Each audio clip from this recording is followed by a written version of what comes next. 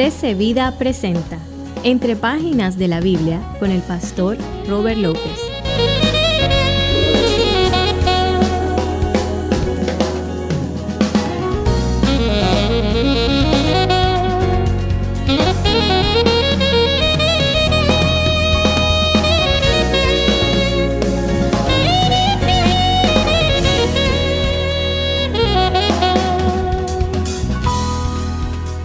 A las personas que nos ven a través de la televisión o la internet, le damos la bienvenida una vez más a otra enseñanza de Entre Páginas de la Biblia. Gracias por estar en contacto con nosotros. En este día vamos a acabar esta serie titulada Divorciado, lo que Dios puede hacer contigo. Esta es la parte número 3 y última en este día. Si tú no has estado al día con lo que hemos enseñado, pues tienes la oportunidad de ir allí al internet y ponerte al día con las otras dos enseñanzas anteriormente. Para aquellas personas que quizás estén de visita y no sepan, pues por las últimas semanas hemos visto qué es lo que sucede con el divorcio en la vida de una persona, tanto cristiano como no cristiano, pero específicamente aquellos que son creyentes y han pasado por alguna experiencia de divorcio anteriormente. En muchas de las iglesias evangélicas dijimos de que esta cuestión del divorcio es un problema, es un tabú. En muchas ocasiones inclusive también se rechaza a la persona divorciada en la mayoría de las iglesias evangélicas, más que todo. Comenzó originalmente por algo que sucedía en la iglesia católica, donde dijimos que el matrimonio está considerado como un sacramento, es decir, es parte del proceso de salvación en muchas ocasiones. Pero nosotros aprendemos en la palabra que no es así, es simplemente una condición social, lo que es el matrimonio. Sabemos de que el matrimonio es la base para la familia y la familia es el núcleo de la sociedad. Atención con esto, la familia es el núcleo de la sociedad, no el matrimonio. El matrimonio es la base de la familia en general también. Entonces es lo que viene a ser la base o el núcleo para la sociedad. Ahora, una de las cosas que sucede o que crea el matrimonio en las personas que han pasado por esta experiencia, y algunos de ustedes que han pasado por alguna experiencia de divorcio saben que una de las cosas que enfrentamos es una gran depresión. Mucha gente no sabe eso. Mucha gente no sabe que tanto la persona, la víctima o el victimario dentro del divorcio pasan por un tiempo de depresión. Y déjame decirte una cosa, hay muchas formas de expresar depresión. Hay algunas personas que expresan la depresión en forma pasiva, no se quieren levantar de la cama. Tú no sabes, es decir, te da un sueño tremendo, uno no quiere levantarse, uno no quiere hacer nada, es difícil. Pero otras personas expresan depresión de otra forma. Y una de las formas que expresan depresión es tratando de expresar o de dar a entender algo que no es cierto. Una alegría, diríamos, falsa en muchas ocasiones. Estos últimos instrumentos ahí que tenemos tecnológicos, todas las redes sociales nos muestran en muchas ocasiones a personas en una condición que sabemos que están en depresión. Nosotros los pastores y líderes que en muchas ocasiones tratamos con personas y sabemos los problemas a veces internos o íntimos de muchas personas y vemos a veces también lo que ponen o lo que expresan en Facebook, en otras redes sociales y sabemos de que las personas están pasando una tremenda depresión, pero tienen pena expresarlo. Y no es para menos, no es para menos. En realidad, nuestra tendencia no es necesariamente estar expresando el hecho de que estamos mal y que estamos deprimidos, a no ser que sea a una persona específica de amistad o, en algunas ocasiones, personas que tienen la debilidad de querer presentar un lado, diríamos, de víctima, es decir, aquella gente que quiere ser siempre víctima. Y entonces, pues, cuando tú le preguntas cómo estás, estoy mal, y mañana estoy mal, y pasado mañana estoy peor. Y entonces, pues, la gente muestra ese espíritu de víctima para que la gente le coja lástima en muchas ocasiones. Y viene a ser el centro de atención de una serie de personas. Y hay personas que escriben allí en las redes sociales X cosas no me siento mal, no me siento bien hoy, o estoy muy triste, y quién sabe. Entonces la gente le empieza a poner cositas y recaditos y mensajes. Algunos le dicen like. No sé si like quiere decir estoy contigo o me gusta, qué bueno que estás así. Yo no sé lo que quiera decir en muchas ocasiones el like, ¿verdad? Pero eso sucede también. Ahora, no es algo nuevo, es algo que ha pasado a través de muchos años. En el año 1967, dos psiquiatras llamados Thomas Holmes y Richard Ray examinaron los registros médicos, más que todo, de 5,000 pacientes o poco más de 5,000 pacientes que habían sido diagnosticados con enfermedades mayores, enfermedades en algunas ocasiones graves. Y una de las cosas que ellos descubrieron en esos 5,000 pacientes, porque le dieron a cada uno de ellos una lista, un papel, donde ellos pusieran y escribieran allí algunos de los problemas que ellos sentían que tenían, que les creaba tensión, es decir, mucha preocupación. Eso es lo que se conoce ahora en algunas ocasiones como el estrés. Es decir, que se sienten estresados o llegaron a sentirse estresados por X cosas que sucedió en su vida. Curioso fue de que estos 5,000 pacientes llegaron a crear una lista de 43 cosas diferentes que le creaban a ellos estrés. En algunas ocasiones el estrés también se expresa a través de la depresión. Ahora, esas 43 cosas diferentes, estos dos psicólogos la estudiaron cuidadosamente y las pusieron en orden de acuerdo a lo que la gente pensaba que era más grave para ellos. Y entonces estos dos hombres, crearon allí algo que se llama la escala de estrés Holmes and Ray. Yo no sé si alguno de ustedes ha visto esa escala, pero yo aquí la hice en la iglesia hace algún tiempo atrás. Cuando estamos en el otro edificio antiguo, me acuerdo que yo en una reunión, una de las clases de líderes, hicimos ese examen. Y hicimos también el examen de las personalidades. ¿Se recuerdan de eso? Aquellos de ustedes que tomaron el examen de personalidades. Y había también una serie de, a lo mejor sería bueno hacerlo de nuevo, una serie de preguntas que determinaban, eran 100 preguntas más o menos, las que determinaban tu nivel de estrés. Esta escala mostró lo siguiente. Por ejemplo, en la puntuación que estos dos hombres dieron a cada una de estas cosas, si tú tienes 150 puntos en la suma, y esto lo vamos a hablar después, si tienes 150 puntos o menos, tienes un riesgo leve de que tu preocupación o tu estrés se convierta en enfermedad. Porque quiero decir de que básicamente lo que ellos descubrieron es de que a cierto nivel de estrés, ¿cómo es la palabra correcta de estrés en español? Tensión, depresión no, sino tensión. Uno está tenso, ajá. Pues a cierto nivel, y lo vamos a ver ahorita, tú tienes el riesgo de desarrollar enfermedades mayores. Escucha esto. De 150 puntos para abajo tienes un riesgo muy leve. De 150 a 299 tienes un riesgo moderado. Pero de 300 puntos para arriba, el riesgo de que tú te enfermes es muy alto, de acuerdo al nivel de estrés que tú tengas. Entonces esa puntuación o la lista de la escala de estrés de Holmes registra que los tres primeros, escucha esto, las tres primeras razones para un alto estrés es, número uno, la muerte del cónyuge, de la esposa o del esposo. Y ellos le dieron a eso 100 puntos. El número dos es el divorcio. Y le dieron un punto 73, 73 puntos. Y el tercero es la separación matrimonial. Y esos son 65 puntos. Esas son las tres cosas en la lista de estrés que hay. Hay muchas otras cosas. Por ejemplo, si tú pierdes el trabajo, si tú pierdes un familiar o si te mudas, o si a uno de tus hijos lo botan de la escuela. No sé, hay una serie de cosas allí en la lista que causan estrés en la vida. Pero estos son los tres más altos. El primero dije la muerte de un cónyuge, el segundo el divorcio y el tercero la separación matrimonial. ¿Te das cuenta de que esas tres cosas tienen que ver con un mismo asunto?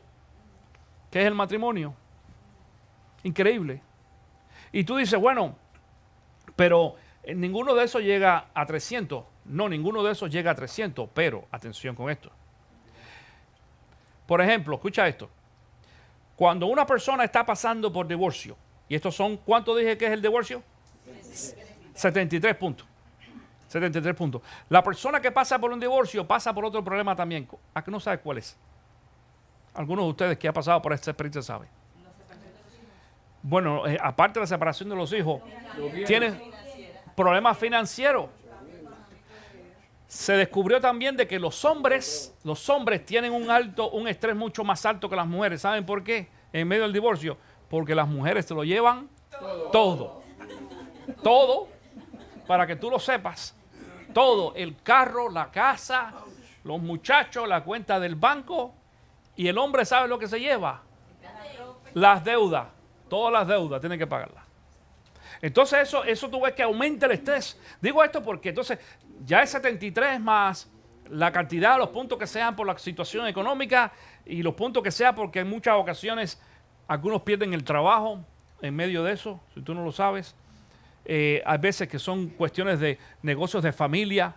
Yo conocí una familia que se divorció y aquí fue un desastre porque el negocio era de la familia. Entonces imagínate, si se divorcia, entonces, pues ya no, ¿quién se queda con el negocio ahora? Aquí era un problema y todo el mundo pierde el trabajo y hay veces que se pierden hasta las casas, los carros. Todo esto va acumulándose de forma tal en que muchas personas llegan a superar esa puntuación de 300 puntos y entonces tienen la capacidad, la probabilidad de poder desarrollar alguna enfermedad de carácter mayor. Y en algunas ocasiones han habido inclusive testimonios de personas inclusive que han tenido cáncer. Aunque en muchas ocasiones el cáncer no se relaciona con el estrés, pero el estrés puede desarrollar un cáncer. Estoy hablando no crearlo, sino desarrollarlo. ¿Okay? Así que, como quiera que sea, nos damos cuenta de que el estrés, es decir, el divorcio como tal, porque el tema que estamos hablando ahora es el divorcio como tal, puede crear un tremendísimo nivel muy alto de estrés en una persona y puede llegar inclusive a crear algún tipo de enfermedad también. Pero hay otro estrés del que voy a hablar en este día, que se aumenta o se suma al estrés que una persona regularmente tiene en medio de un divorcio, y es el estrés o la presión o la tensión del desprecio de los cristianos. Ouch. El desprecio de los cristianos. Déjeme decirle de que se ha descubierto de que las personas que pasan por un divorcio, sean o no cristianas, son recibidos o son aceptados mejor por los que no son cristianos que por los cristianos. Lo digo con pena en este día. Porque nosotros los cristianos debemos recibir a las personas que están en problemas, en dificultad. Dicen algunos, es que está en pecado. Sí, hermano, es pecado, pero como muchos otros más. La responsabilidad nuestra como iglesia es recibir a la persona que está en pecado para que la persona pueda, número uno, si no conoce a Cristo, que conozca a Cristo, que se arrepienta y entonces que pueda cambiar su vida. Pero si la persona conoce a Cristo Jesús, si la persona que está pasando por un divorcio es un cristiano, entonces con mucho más razón nosotros los creyentes, nuestra responsabilidad es recibir a esa persona que está pasando por esa experiencia, ayudarlo y restaurarlo. Dicen, no sé si tú has escuchado, por ahí hay un dicho que dice de que la iglesia es el único ejército que coge a los heridos y les da el tiro de muerte ya para que acaben de morirse. El tiro de gracia. Sin embargo, nosotros, la responsabilidad nuestra, y en muchas ocasiones tú has escuchado, tú has visto por ahí algunos de esos reportajes en History Channel y demás que tú ves que ven esos reportes o documentales de la guerra, por ejemplo, donde en algunas ocasiones hay a uno de los soldados lo hirieron y está caído y viene otro y dice, yo no te voy a dejar, no, pero vete, yo no te dejo, si te quedas te van a matar junto conmigo y no te preocupes, yo me quedo aquí, y a muchos de ellos los salvan. Y yo sé que en esos reportajes de Vietnam y demás hay una imagen, varias imágenes no hay una sola, pero hay varias de que tú ves a un soldado en medio del tiroteo, en medio con otro soldado encima, en el hombro, corriendo. Y el otro está casi muerto, no puede hacer nada. Y este otro corriendo en medio de las balas, pero con el soldado encima, con su amigo encima, porque tiene que ayudar a que pueda salvar su vida. Esa sería la actitud de la iglesia. Esa debería ser la actitud de la iglesia. Porque en muchas ocasiones las balas que nosotros recibimos, las recibimos de otros creyentes. Escúchame bien, no es de Dios. No es de aquellos aún que no son creyentes. Porque los que no son creyentes, ellos están acostumbrados a pasar por algunas de esas cosas. Por el divorcio y cosas más. Entonces empezamos a darnos cuenta de que la iglesia cristiana, desgraciadamente, específicamente los evangélicos, en esta ocasión, rechazan a muchas de estas personas que han sido divorciadas o que están pasando por un proceso de divorcio, cuando nosotros lo que tenemos que hacer es ayudar a estas personas para que se puedan recuperar y se arrepientan y puedan ser también bendecidos y usados por Dios. Ahora, el texto bíblico que generalmente se toma en cuenta como una justificación para esto es 1 de Timoteo capítulo 3. Lo voy a compartir con ustedes en este día. Te invito a que tú abras ahí en tu Biblia 1 de Timoteo capítulo 3. Entre el versículo 1 y el versículo 7,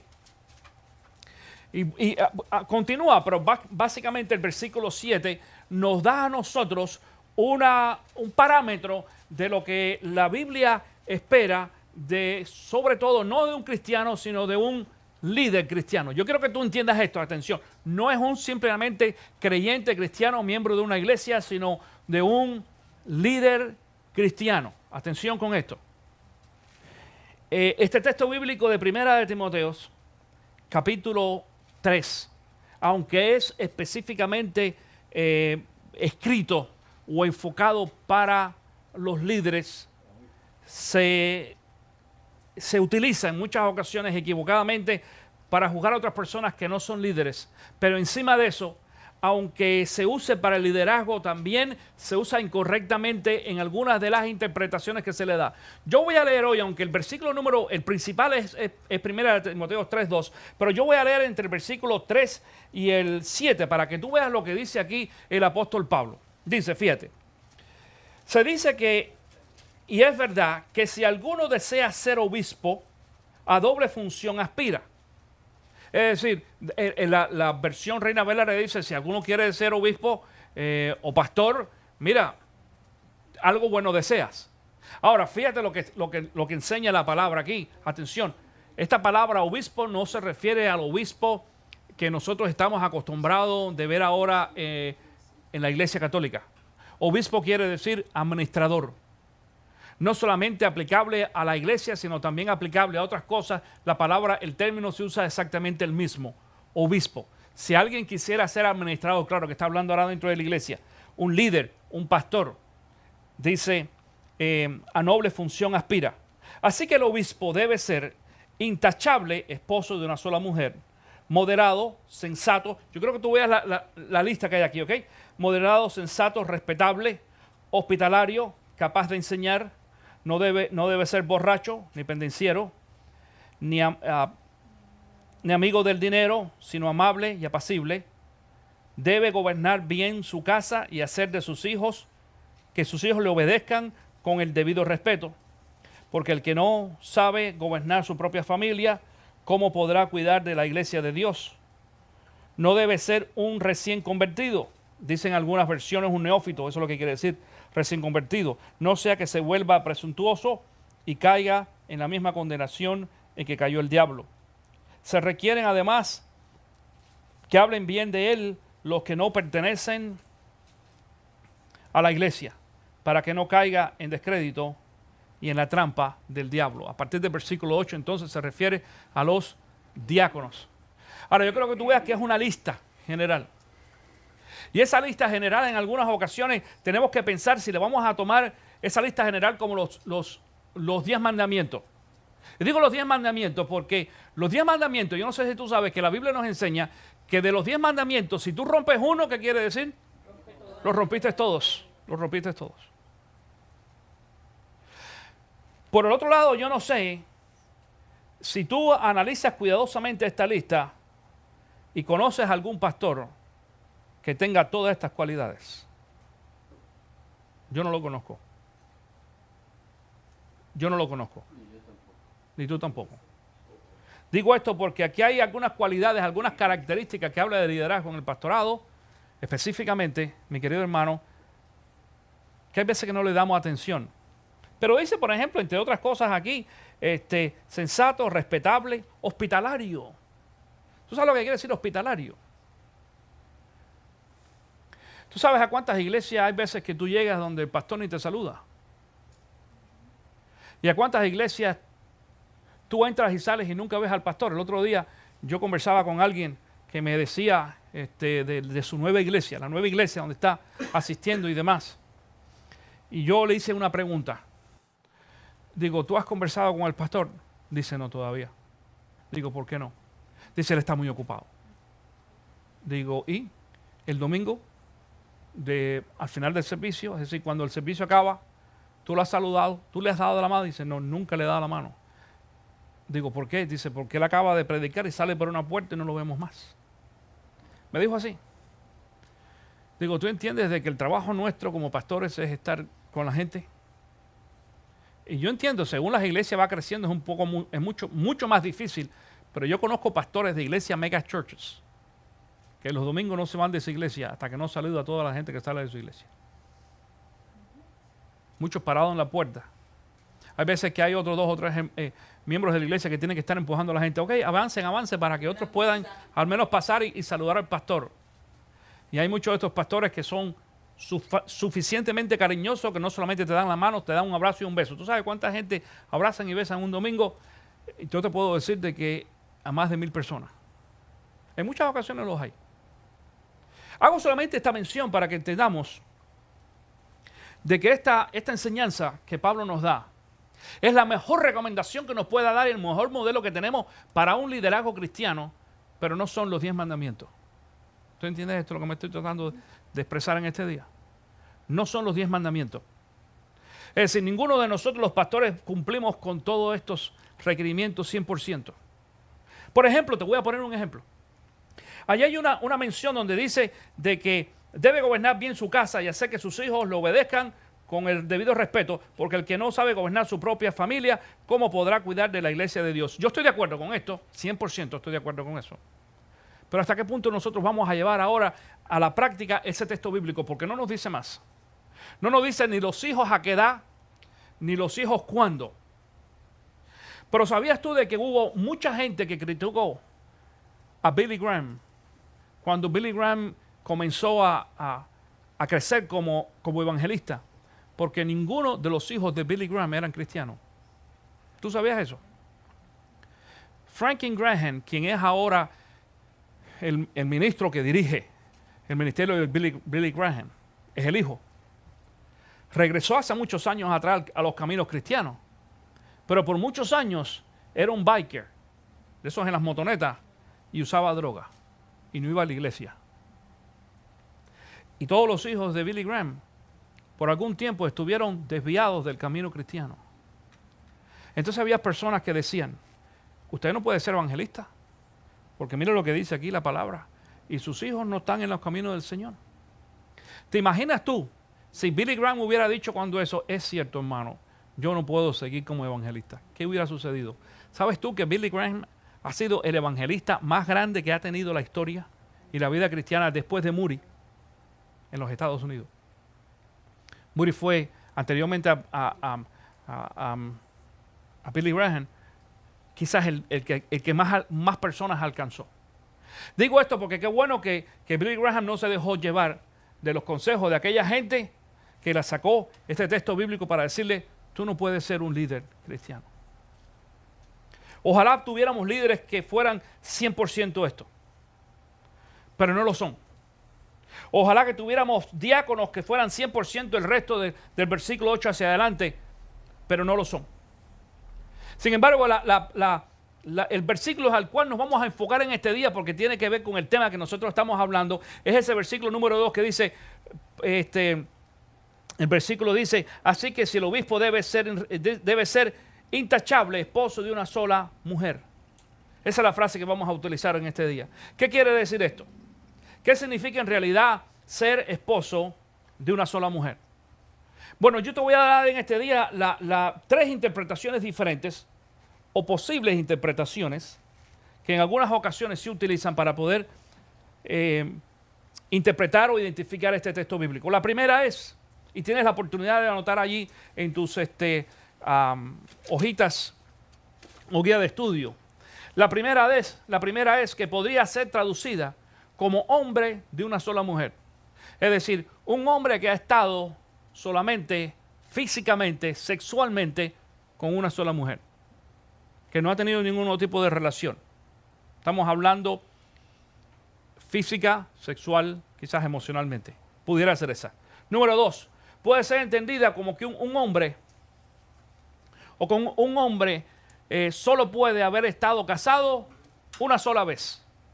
Es decir, no puede haber sido divorciado, no puede haber sido tampoco viudo, porque yo no sé si tú entiendes de que técnicamente hablando, un hombre viudo es y que se vuelve a casar, es un hombre entonces que ha tenido ¿cuántas esposas? Dos esposas. Técnicamente es eso. Algunas personas dicen, yo no estoy de acuerdo, tú no estarás de acuerdo, pero técnicamente es eso. Un hombre que enviuda y se casa otra vez, entonces tiene dos esposas. Un hombre que ha tenido dos esposas, no tiene, sino ha tenido dos esposas. Un hombre que enviudó y se casó otra vez, también ha tenido dos esposas. Esa pudiera ser la segunda interpretación. Y la tercera interpretación puede estar refiriéndose o estar diciendo que un polígamo no está calificado para ser un anciano, diácono o pastor. Yo personalmente, como muchos otros maestros de la palabra, nos inclinamos más a la tercera interpretación. A la interpretación donde se refiere a que el hombre líder en la iglesia, tanto pastor como diácono, porque se aplica a ambos también, si continúas leyendo allí después del versículo 8, que este texto bíblico se refiere a que un líder o hombre de Dios no debe de tener dos mujeres o dos esposas, solo una esposa a la vez. Y voy a explicar algunas cosas en este día, mi hermano. Una de las cosas que llama la atención en este texto bíblico es la primera palabra que se utiliza. Y la primera palabra que se usa allí en el versículo número 2 dice, así que el obispo debe ser, ¿qué cosa? ¿Qué dice? Intachable, irreprochable, dicen otras, irreprensible también dice otra, creo que la Reina Valera dice irreprensible. Ahora, intachable es igual a irreprensible, a una persona que tiene buena conducta, pero quiero decir lo que no es igual. Irreprensible no es igual a una persona sin errores. Irreprensible no quiere decir, o intachable no quiere decir que una persona no tenga errores. Quiere decir que la persona está haciendo su trabajo lo mejor posible y tú sabes que tú vas a ser intachable o irreprensible en todas las cosas de tu vida según pasa el tiempo. Pero yo no sé quiénes de ustedes ha aprendido cosas de lo bien que tú has hecho las cosas. Yo no, al menos yo no, ese no es el caso mío. Las grandes lecciones que yo he aprendido han sido de mis errores, no de las cosas buenas que yo he hecho. No de las cosas que yo he hecho bien, que han sido pocas. Son de mis errores de los cuales yo personalmente aprendo. Y eso me ayuda entonces a ser después intachable o irreprensible en base a los errores que hemos cometido anteriormente. Eso no tiene que ver nada absolutamente con ser perfecto o una persona que no cometa ningún error. En este tema del divorcio, en este tema del divorcio aplicado sobre todo al liderazgo de la iglesia, tenemos que tener cuidado, mi querido hermano, que no mezclemos sentimientos, culturismo y en algunas ocasiones arrastremos raíces, diríamos también, de amargura. De amargura.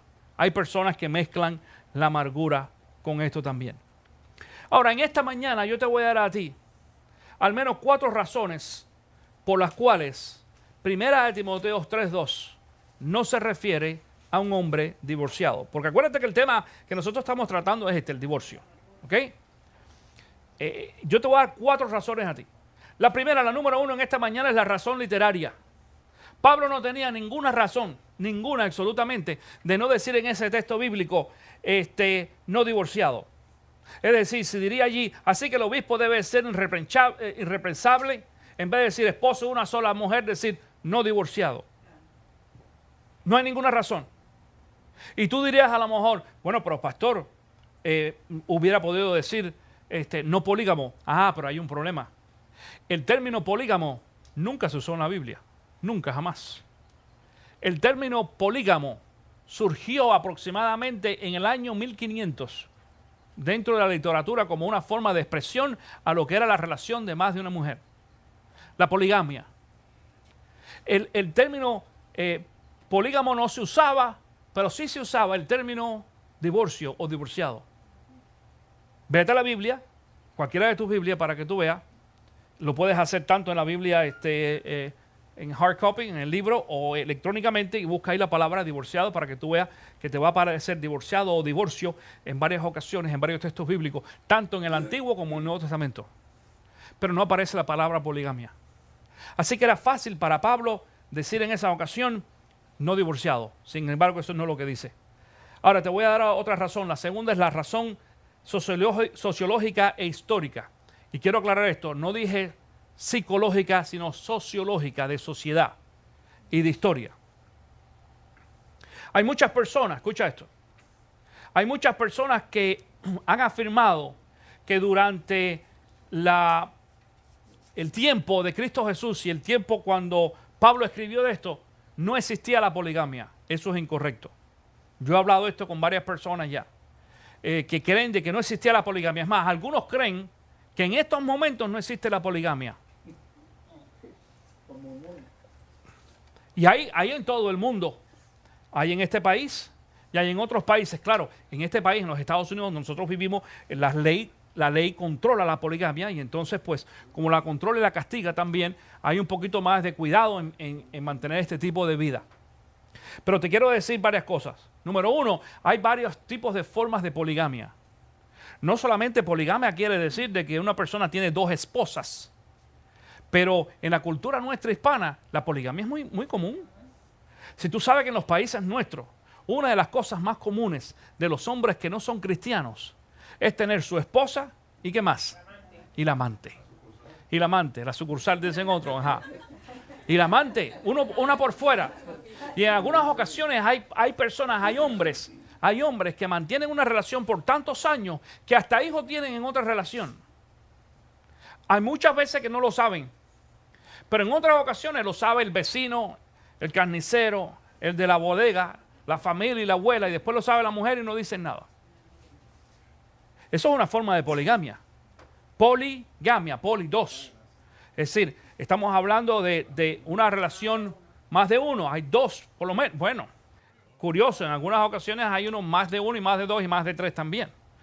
Pero en la cultura hispana es muy común. Es decir, no tienen que estar casados, no tienen que traer el papelito diciendo, no, nosotros somos esposos. No, es una relación polígama, como quiera que sea también.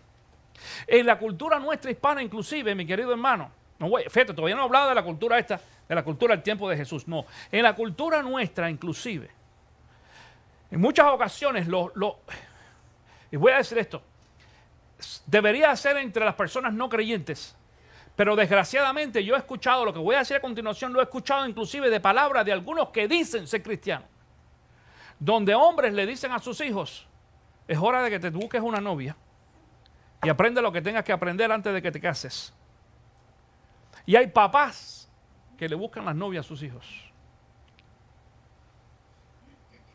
Eso es dentro de la cultura nuestra. Estamos hablando en estos momentos 2000 años más o menos aproximadamente después de cuando se escribió este texto bíblico, casi 2000 años. ¿Tú crees que no va a haber existido en este tiempo problema de poligamia? Claro que sí, te voy a decir en esta ocasión. Históricamente hablando, hay muchas evidencias de que en el tiempo de Jesús todavía existía la poligamia. Quizás no al mismo nivel como existía en el Antiguo Testamento, donde veíamos, por ejemplo, a David con 40 concubinas y a su hijo Salomón con 700. Y hay veces que uno dice, ¿y cómo las mantenía? No sé, no me preguntes. Una es difícil. Una es difícil, las demás, imagínate tú. Pero sí, así eran, las mantenían. Ahora, en el tiempo de Jesús, quiero decirte esto, en el tiempo de Jesucristo, es decir, estamos hablando en el primer siglo, al principio de la iglesia, era común de que las personas ricas, adineradas, los hombres pudientes, tuvieran más de una esposa. Históricamente hablando, hay pruebas de eso. Y mucha gente dice, ¿y por qué la Biblia no dice? Hermano, porque ese no es el tema de la Biblia. El tema de la Biblia es otro. Pero el tema, en la historia, que hay muchos temas para tratar, descubrimos eso. Por ejemplo, Justino Mártir. Y a lo mejor tú vas a decir, pastor, ¿quién es ese? Yo creo que hay allí en la pantalla una descripción sobre Justino Mártir. Uno de los primeros apologetas cristianos del segundo siglo. Estamos hablando segundo siglo después, un siglo después de Cristo Jesús. ¿Ok? Mira lo que dice. En un escrito que se llama Diálogo con Trifón. Y Trifón, yo quiero decir esto, Trifón era uno de los sacerdotes de la orden judía, hebrea, en el primer siglo. En la página o en el capítulo 134, él dice lo siguiente, cito esto. Dice la cita, ustedes insolentes y ciegos maestros, aún hasta este tiempo permiten a cada hombre tener 4 y 5 mujeres. Fin de la cita. Estamos hablando en el primer siglo. Ya Cristo no estaba, ya Pablo habría muerto, ya el apóstol Juan había muerto también, porque el apóstol Juan murió aproximadamente en el año 99, después de Cristo. Es decir, al final del siglo. Todavía después de eso, los judíos seguían practicando la poligamia. Juan Crisóstomo. Si estás buscando un nombre para tu hijo, te estoy dando ahí varios que puedas apuntar. Juan Crisóstomo era un cristiano religioso, uno de los padres de la fe también. Dijo en su obra Las Homilías, así escribió. Esto es lo que en las obras, en la homilía, él escribe y dice de que él no entiende de que 1 Timoteo capítulo 3, versículo 2 se refiera a un hombre divorciado o viudo. Es decir, una persona que se haya divorciado, que haya enviudado. Dice él, eso no se refiere a esto. Te digo esto para que veas que este tema que estoy tratando no es un tema de ahora. Esto es un tema que comenzó hace 2000 años atrás casi. La cuestión del divorcio, los problemas de quién podían servir y quién no podían servir en la iglesia. Aún los fariseos en el tiempo de Cristo Jesús tenían ciertas condiciones y ciertos recelos allí.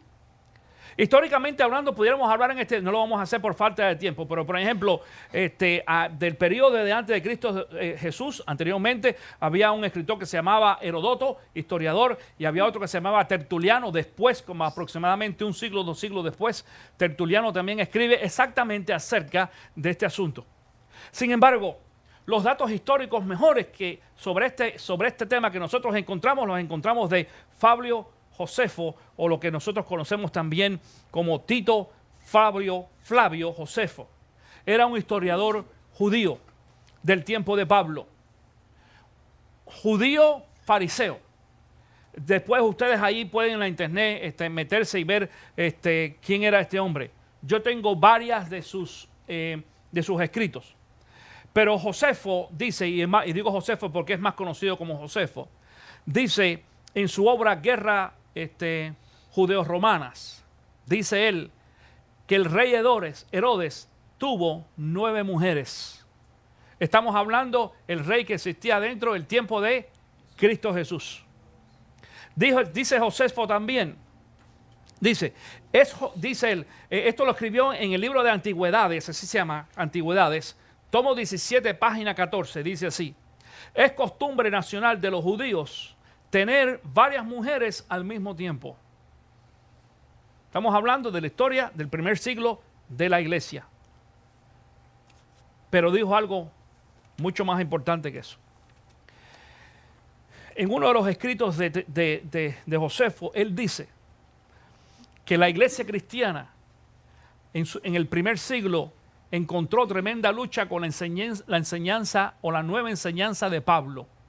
Porque el apóstol Pablo, que es el que escribe también Primera de Timoteo, viene ahora a enseñarle a la iglesia una nueva conducta moral para la iglesia. Y dice que en aquel tiempo llegaban hombres a la iglesia que tenían 2 y 3 mujeres. Se convertían al cristianismo y entonces, como la iglesia cristiana ahora enseñaba el ser monógamo, es decir, polígamo, más de una mujer, monógamo, una sola, como la iglesia no enseñaba que se tenía que tener o se debía de tener una sola esposa, ¿tú sabes lo que hacían algunos? Bien vivos.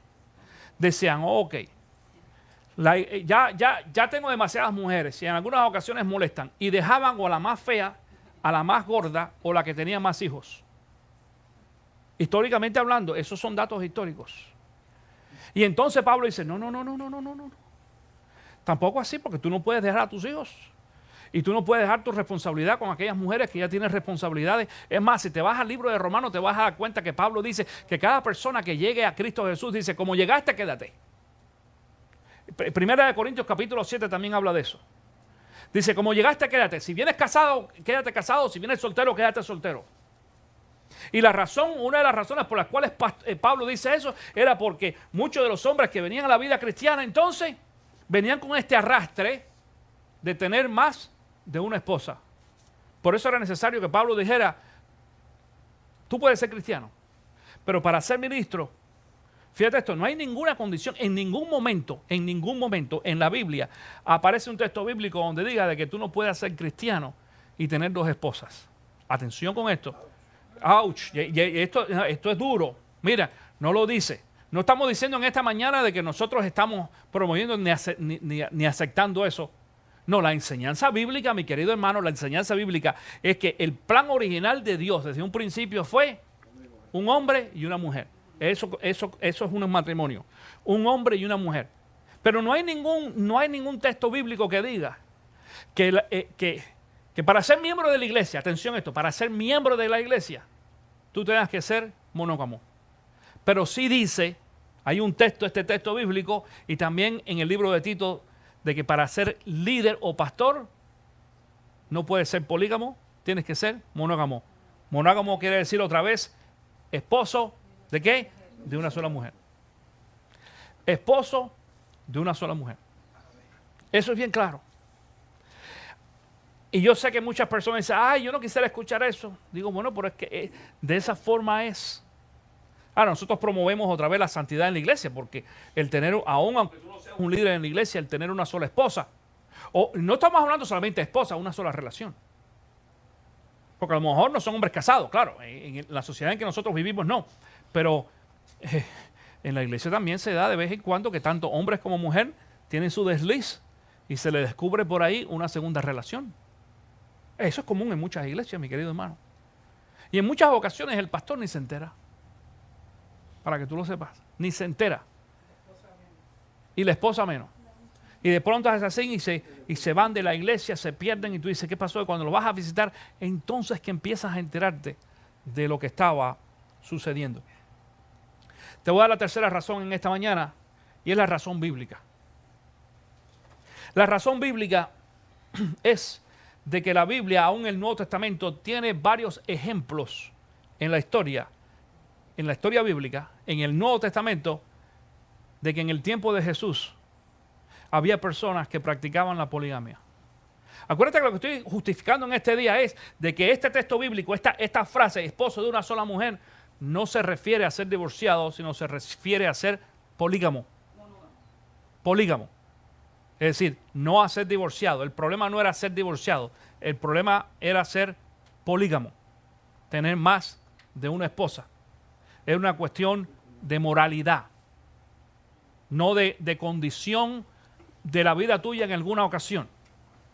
Es decir, tú pudieras haber sido borracho, pero si tú no eres borracho ahora, yo no te tengo por qué llamar borracho a ti. Si tú dejaste de tomar ya. ¿Entiendes a lo que me refiero? Tú pudieras haber sido prostituta, pero si ya tú no eres prostituta, si tú te arrepentiste y cambiaste tu vida, ya tú no eres prostituta. Ya tú cambiaste. Entonces pasa lo mismo. La poligamia es exactamente lo mismo. La poligamia es una práctica, algo que se está practicando constantemente, no es algo que se practicó. Si tú ya no lo practicas, ya tú no eres polígamo. Y esto es a esto es lo que se refiere. Ahora te voy a dar la razón bíblica. Atención con esto. Mateo capítulo 22. Nos cuenta a nosotros una historia que en algunas ocasiones no les damos atención a los detalles de esta historia. Pero en esta historia, yo no la voy a leer hoy, yo solamente te la voy a contar, después tú la lees. Mateo capítulo 22, comenzando en el versículo 23. Dice que los fariseos se acercan a Jesús y le dicen a Jesús, le cuentan a Jesús de un caso que era muy común en aquellos tiempos. Y nosotros pensamos que era que solamente los fariseos estaban tratando de molestar a Jesús. No, no era una molestia. Ellos querían saber y Jesús les da una buena contesta. Pero ellos le dicen, Señor, si una mujer que estaba casada con X personas se muere y no tenía hijo, después se casa con el hermano, con el segundo. Pero con el segundo tampoco tiene hijo y se muere, es decir, se muere el esposo y entonces se tiene que casar con el tercero. ¿Tú escuchaste esa historia? No estoy seguro cuántas veces se casa la mujer, pero se casa varias veces. Y tú vas a decir, oye, pero eso es un relajo. No, no, no es un relajo. Es que antiguamente esa era la práctica, mi querido hermano. Cuando una mujer antiguamente se casaba y no tenía hijos, el no tener hijos era ser maldecido. Yo hablé un poquito de esto en la primera enseñanza. Entonces lo que tenía que hacer era casarse con el hermano. Y tenía que ser el hermano, no el vecino. Era el hermano el que tenía la responsabilidad de adoptar a esa viuda. Se casaba con ella y entonces tenía hijos con esa mujer para que no fuera maldecida y no fuera mal vista delante de la ciudad, delante de la sociedad. Y entonces, yo no sé cómo es que la gente llama eso. Si una mujer se casó 2 veces ya y después y otro más, ya no es poligamia, es trigamia y quién sabe qué otra cosa más. La mujer tuvo varios maridos. Varios. Claro, bien interesante que la contesta de Cristo Jesús no fue en contra de la poligamia. Fíjate, cuando los fariseos le preguntan esto a Jesús, Jesús no dice, no, pero no se puede ser polígamo. Jesús se concentró en lo que tenía que concentrarse y dijo, en el cielo no va a haber matrimonio.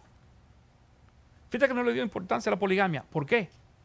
Porque había personas que en aquel tiempo practicaban la poligamia. No estoy diciendo de que Jesús estaba a favor de eso. Este no es el punto. Atención con esto.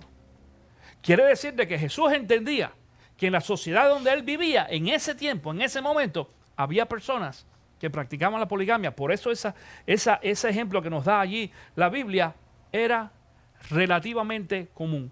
Hay varios otros ejemplos en la Biblia que nos indican de práctica de poligamia en los primeros años cuando Cristo ministraba, pero no vamos a caer en eso ahora. Te voy a dar el cuarto y última razón en esta mañana, y es la razón teológica. Ahora, antes que yo te dé la razón teológica, en un segundito vamos a mostrar ahí un video que quiero compartir contigo, un video de solamente 1 minuto. Pero te quiero decir esto, mira, cuando yo fui pastor en Las Vegas, que fue donde yo comencé mi ministerio, en el año 84, comencé allí. El Señor me llamó al ministerio en esa ciudad. Y la primera iglesia que yo pastoreé, donde fui pastor durante 16 años, esa iglesia tenía 2 diáconos que eran divorciados. 2 de ellos eran divorciados. Yo no tenía ningún problema, porque aquellos hombres eran hombres buenos, servidores, eran mi mano derecha en la iglesia. Excelente los 2. Pero había personas que llegaban a la iglesia de pronto. La iglesia no tenía problema. Los que venían de afuera, cristianos, no cristianos, sí, cristianos, los cristianos que venían de afuera, de otras iglesias, que entonces querían ser miembros de nuestra iglesia, cuando se enteraban que uno de ellos era divorciado, entonces querían botarlos de la iglesia. Y en varias ocasiones me dijeron, pastor, nosotros no podemos aceptar que este hermano que sea divorciado fuera diácono. Digo, hermano, mire, tenemos varios problemas. El primer problema es que ellos llegaron primero que usted. Pero el segundo es que nosotros en esta iglesia no tenemos problema porque ellos hayan sido divorciados. Estos hombres fueron divorciados, pero se arrepintieron de su pecado, punto. Y tienen una familia fantástica, tienen hijos y dan buen testimonio y trabajan en la iglesia y demos otra razón para que nosotros lo pongamos. No, porque la Biblia dice, entonces apuntaban a este texto bíblico. Como nosotros no consentimos a eso, yo como pastor no consentí el separar a estos hermanos porque habían sido previamente divorciados. Entonces pues había algunas personas que decían, nos vamos a otra iglesia. Ok, váyanse a otra iglesia. Buscando la perfección en el resto de estos textos bíblicos que leí, ¿no?, anteriormente. Y se iban a otra iglesia. Después de 16 años en esa iglesia, el Señor me llevó a mí de pastor a otra iglesia en California. Y cuando yo llegué a California, a esta otra iglesia que era todavía mucho más grande que la previa que yo había pastoreado, me encontré que allá había un hermano, un diácono, uno que era divorciado. Un hombre buenísimo, cariñoso, servicial, trabajador a todo tiempo, aquel hombre incondicional para la obra del Señor.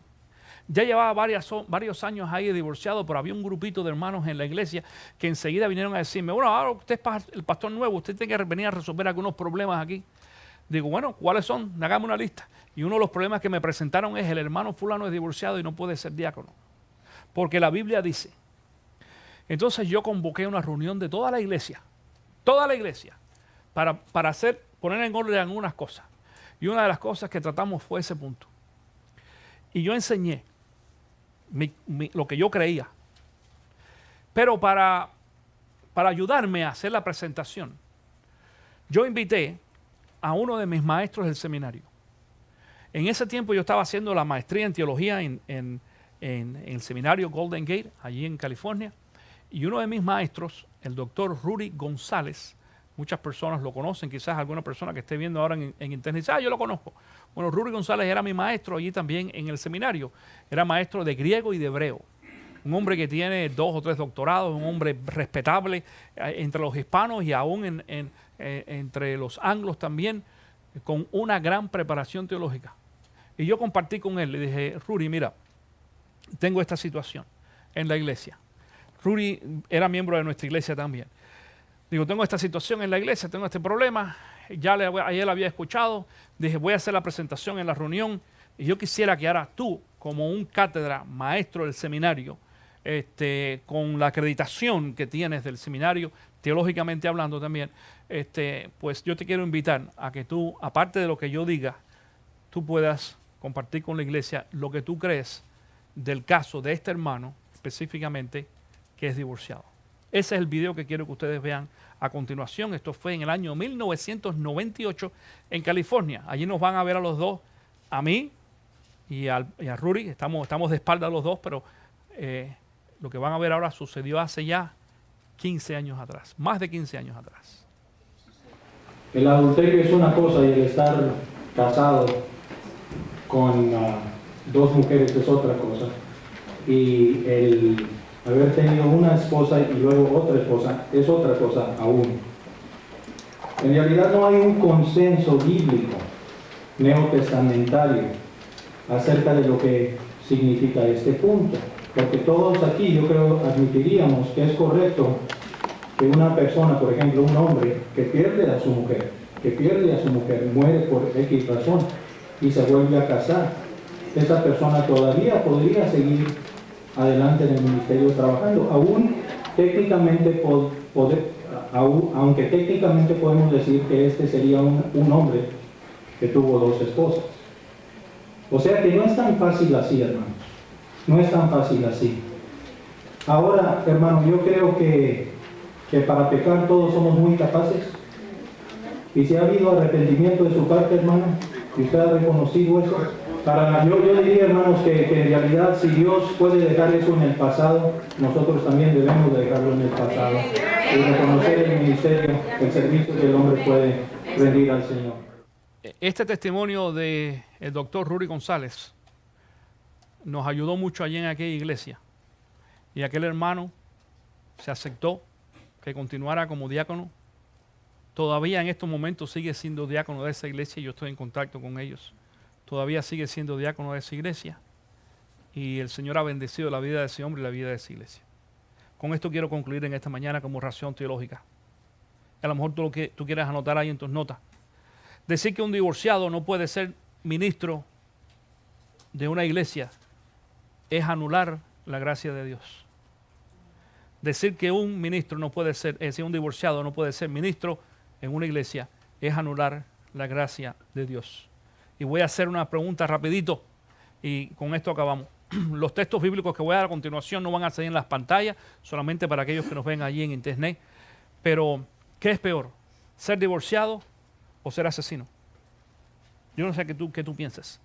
Pero mira, Moisés era un asesino. El libro de Éxodo, capítulo 2, comenzando en el versículo 9, en el versículo 11 dice, miró entonces a un lado y otro, y al no ver a nadie, mató al egipcio y lo escondió en la arena. Es decir, Dice la Biblia que Moisés es decir, mató a un hombre conscientemente. Eso no fue un accidente, que de pronto en un pleito, no, dice que miró para un lado y para el otro, así, ¡pum!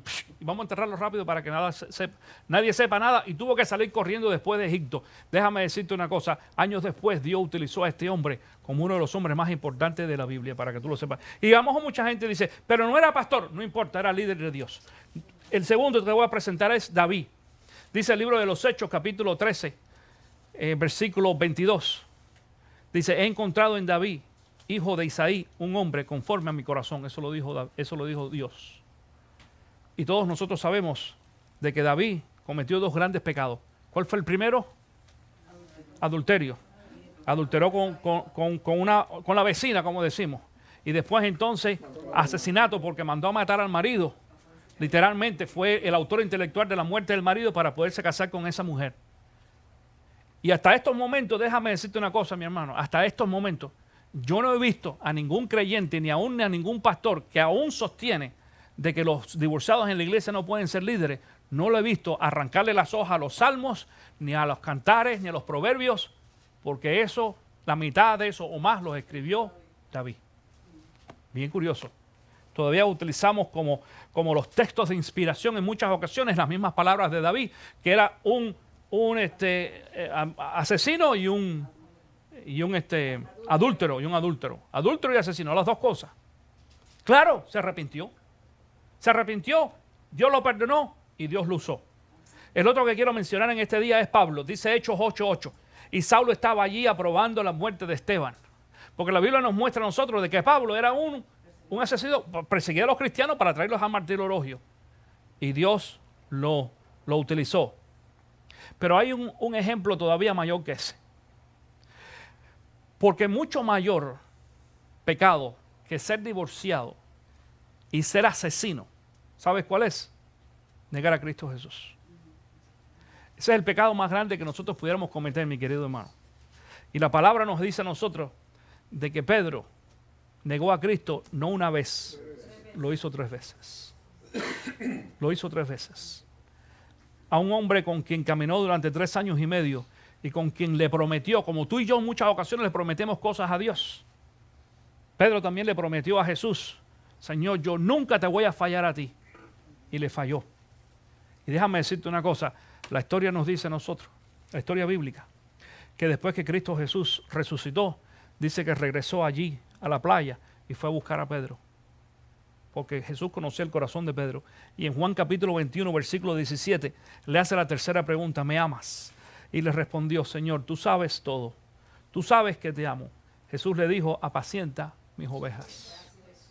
Y yo no sé lo que quiere decir para ti, apacienta mis ovejas, sino es otra cosa que lo convierte a él en un pastor. Y llegó a ser el pastor más prominente de Jerusalén. Tanto fue así que unos días después, mi querido hermano, cuando Pedro predica el primer mensaje, dice que más de 3,000 personas recibieron a Cristo ese día. Y fue el líder número 1 de la iglesia cristiana en Jerusalén. No fue Pablo el número 1. Pablo fue el número 1 en la iglesia en general después, pero en Jerusalén fue Pedro. Y quiero concluir con esto en esta mañana. Esta frase que tú me has escuchado decir. Jesús perdona, restaura y usa. Dilo conmigo. Jesús perdona, restaura y usa. Y cualquier persona, cualquiera de ustedes que está aquí presente y cualquier persona que nos vea en la internet o en la televisión en este día, que sepan de que Cristo Jesús cuando te perdona, dice perdona, restaura y usa. Nos usa, nos bendice. Conclusión en esta mañana. Y esta es la conclusión de todo el estudio. Cualquier iglesia tiene la opción y la libertad, el derecho, diríamos, de escoger a sus líderes como quieran escogerlos. Pero nunca jamás la iglesia va a poder decir que bíblicamente hablando, un hombre divorciado no puede ser líder en la iglesia. No puede decirlo. Puede poner cualquier otra excusa, por cuestiones de ética, por cuestiones de testimonio, por cuestiones de práctica, por cuestiones de cultura, por lo que quiera la iglesia puede hacer, pero la iglesia tiene el derecho de hacer eso. Si la iglesia dice nosotros no queremos diáconos divorciados, o nosotros no queremos pastores divorciados, o simplemente no queremos miembros divorciados, lo puede hacer. Claro, pensamos que sería una iglesia que va a decaer, aparte de ser legalista, que va a decaer. Y yo simplemente le digo a esa gente la misma frase que dijo Jesús: el que esté libre de pecado, que tire la primera piedra. El que esté libre de pecado, que tire la primera piedra. Y si tú crees que Dios te perdonó y te restauró a ti y te bendice, Dios puede también restaurar, bendecir y usar a cualquier otra persona, aún siendo un divorciado. Si tú me escuchas allí, en televisión o en internet. Es más, si tú eres un pastor, porque yo conozco a muchos líderes y pastores que han pasado por esta experiencia del divorcio y entonces se ven amenazados a veces por la iglesia, por algunas personas o por lo que le enseñaron hace muchos años atrás y han decidido apartarse totalmente del ministerio. Te quiero decir algo, mi querido hermano, en esta ocasión, tanto para hombre y para mujer, no importa si haya sido hombre divorciado o mujer divorciada. Mira, Dios nunca pierde el tiempo. Número uno, en llamarnos aún antes de nuestro nacimiento. Dios nos dio vida, Dios nos salvó, Dios nos llamó al ministerio y Dios nos preparó, no para echarnos a la basura. Dios está en el negocio de la restauración y nos restaura no para ponernos allí en un shelf, en una repisa de adorno. No, nos restaura para usarnos. Si tú fuiste un hombre o una mujer que pasaste por un divorcio, yo quiero decirte a ti de que Jesús perdona, restaura y usa. Tú te tienes que levantar, tienes que buscar la voluntad de Dios. Ora al Señor y dile: Señor, úsame ¿dónde tengo que ir? Y conéctate con la iglesia donde te reciban, y la iglesia que entienda de que el evangelio que nosotros predicamos es un evangelio de gracia, un evangelio de perdón, un evangelio donde Cristo Jesús, dice la Biblia, de que toma nuestros pecados, los echa al fondo del mar y se olvida de ellos totalmente. Así que yo te animo a ti que nos escuchas en televisión o internet, a cada uno de ustedes que está aquí también presente en esta mañana. Arrepiente de tu pecado, es tan sencillo como eso. Es sencillo, no es complicado. Arrepiente de tu pecado, pídele perdón a Dios y ponte en las manos de Dios y deja que sea Dios el que te use a ti. Una vez más, gracias por haber estado aquí con nosotros durante estas 3 semanas, hasta el final de esta enseñanza. Que el Señor te bendiga y que el Señor te use en su reino también.